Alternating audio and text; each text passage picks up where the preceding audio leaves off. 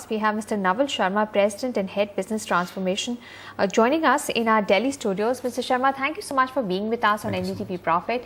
Now, first up, we want to understand from you on where milk prices are headed, because a large player in Delhi, Mother Dairy, has hiked milk prices.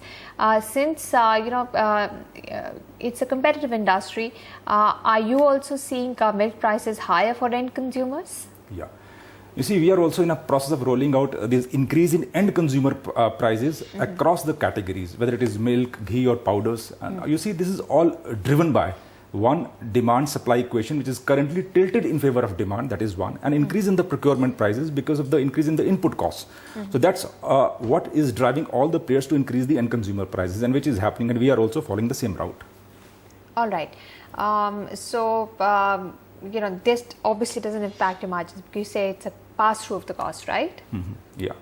So what's going to impact your margins is actually the value-added products that you have started rolling out. Can you tell us what has been the response to the launch that you've had? I've had the flavored milk that Kwality has. So far, what are the value-added products that are in the market and what is lined up? Okay.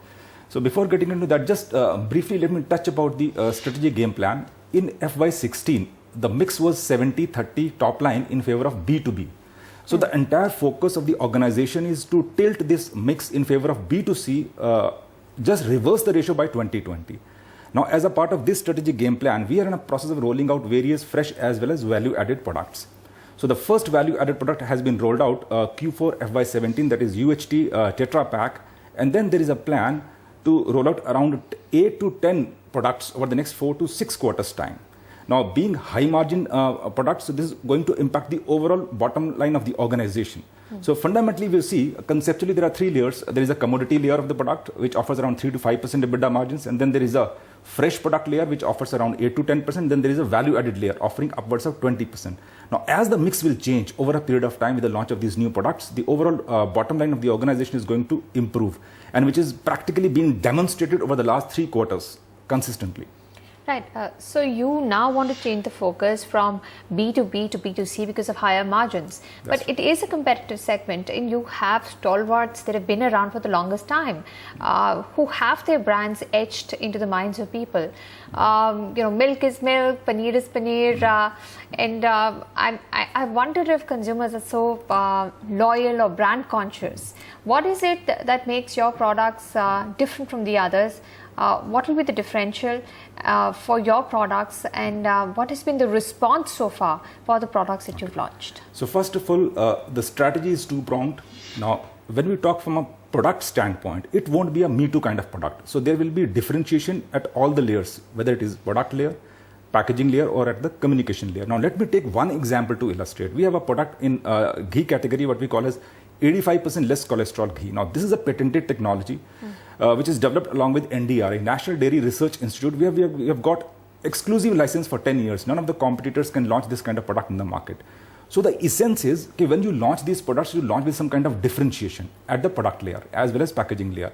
So this is first part of the strategy. So it won't be a me-too kind of approach.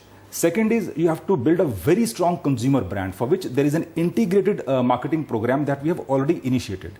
So this comprises of 3 key buckets. The first one being the ATL, so where it is print, television as well as radio, and all the channels are on as of today. Second bucket is BTL, where we have taken all the high impact mediums, bus shelters, hoardings. So the intent is to create a very strong outdoor visibility. And third part of the game plan is to create a very strong customer engagement programs. Out of this, the first wave is already completed with the scratch and win offer, which has got a huge positive response from the consumer. So that's how we are approaching in terms of building a very strong consumer brand in dairy space, with the help of a differentiated product strategy, as well as building a very strong and differentiated brand in this particular space. Can you tell us how is demand growing for the industry, especially for your value-added products? Because all said and done, India is the largest producer of milk in the world.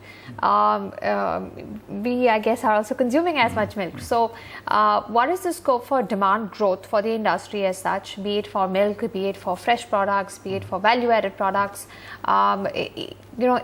is the value-added product in step with the aspirational improvement that is expected of the Indian population? What kind of growth are we looking at each of these segments in the next 2 to 5 years? Yeah. See, as we talk about demand, luckily we are in an industry which has got a huge potential. It's a 6 lakh crore industry, whereas the organized sector is only 20%. And if you see the demand pattern or the growth pattern, the entire industry is growing at a rate of around 15% by value. But if you see the organized part, that is growing around 19%. And the value added, which is a high margin segment, is growing upwards of 25%.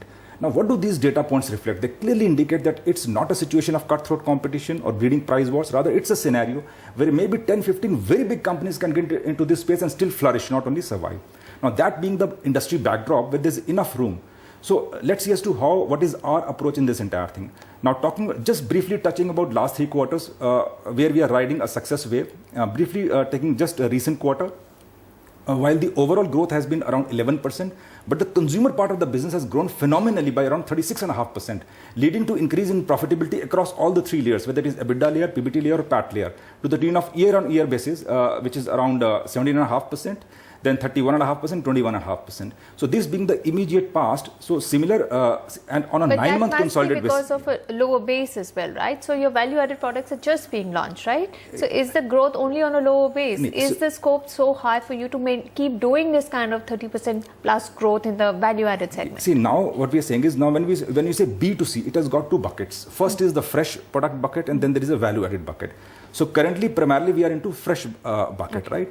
So in FY16, we have an overall top line of around 1800 crore, which is not a small number, right? So while there has been a decent growth in fresh product of the B2C segment, but from here onwards, which is Q4 FY17 onwards, the focus is to roll out these value-added products that I mentioned in the categories of, let's say, flavored milk, butter, cheese, yogurts, paneer, Tetra Pak. So all these are the categories of value-added segment where we'll be getting into with a very differentiated product as well as marketing strategy. So by the end of FY18, can you tell us what will the revenue mix look like? How much will it be bulk? How much will it be fresh products? How much will be the value-added products?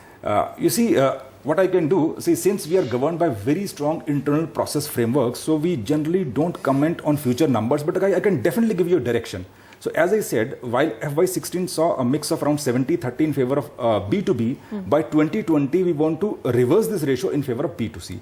Now, this is a statement which can be really corroborated by hardcore practical numbers which have been demonstrated by us in the past consistently over the last 3 quarters. So what I can say, based on these strategies, whether it is tactical moves or whether it is strategic moves, all these strategies are being implemented, converted into hardcore numbers on the ground, and this will continue over the next few quarters' time. What about the capacity? Are you adding capacity, or is in the existing capacity, is it possible to switch to the value-added products as you move towards your 2020 target? Are you adding newer factories, and will you also get a bigger revenue kick because of higher capacities and higher production? I think that's a very good question. So our current capacity is around 3.4 million liters per day. And to cater to this value-added strategy, there is a plan to augment the capacity by around 9 lakh liters per day. And for that, there are huge programs that we have initiated, but I would definitely like to touch about one key program, what we call as generally the game changer, path-breaking or first of its kind in the industry. So where you would have heard that some time back, a few weeks back only, we got into a strategic alliance with the Bank of Baroda, India's second largest public sector bank. So where our banking partners have agreed to provide around 4,000 crore of loan to our initially identified 1 lakh farmers. So, and where each farmer will get around 4 lakh loan at a very concessional rate of less than 9%. So where he will be utilizing this loan in terms of buying additional animals up to 4, a 2 or a 4-wheeler, as well as a smartphone. Now, this is going to give a huge boost to our direct sourcing channel, which in turn will impact our rollout of these value-added products, in turn impacting the overall profitability. So with this one game changer, we are going to crack the complete procurement, which is the most complex and the most challenging part of the dairy business value chain. All right.